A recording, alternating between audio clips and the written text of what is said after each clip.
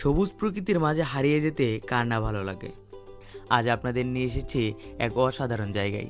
এটি একটি রাবার বাগান। চারদিকের এই শান্ত নিবিড় পরিবেশ নিমিষেই মন ভালো করে দেয়। কিন্তু এই বাগানের সৌন্দর্য ছাড়াও এখানে রয়েছে এক অন্যরকম রোমাঞ্চ। কারণ এই বাগানের ঠিক পাশেই রয়েছে ভারত বাংলাদেশ সীমান্ত। পাহাড়ি রাস্তা ধরে আমরা এখন যাচ্ছি রাবার বাগানের দিকে। রাবার বাগানে রয়েছে সারি সারি লাখো রাবারের গাছ। প্রকৃতির এই রূপ আর সীমান্তের এই রোমাঞ্চকর পরিবেশ সব মিলিয়ে আজকের এই সফরটি আমার কাছে সবসময় স্মরণীয় হয়ে থাকবে।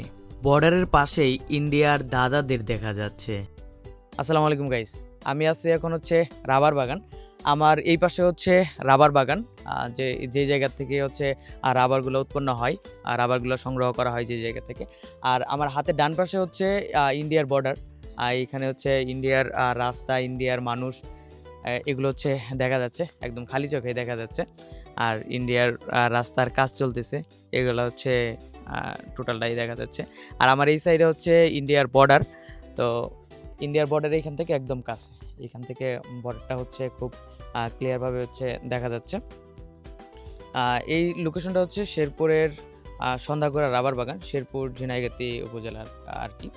তো আমার পিছনে হচ্ছে রাবার বাগান।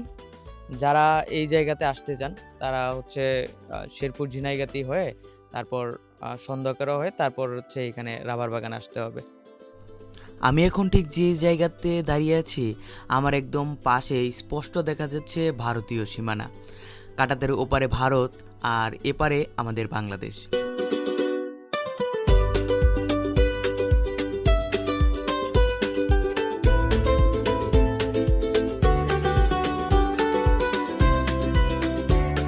আর একটু লক্ষ্য করলে দেখতে পারবেন সীমান্তের ওপারে ইন্ডিয়ান বিএসএফ ক্যাম্প, এবং সেখানে বিএসএফরা সতর্ক পাহারায় নিয়োজিত আছেন।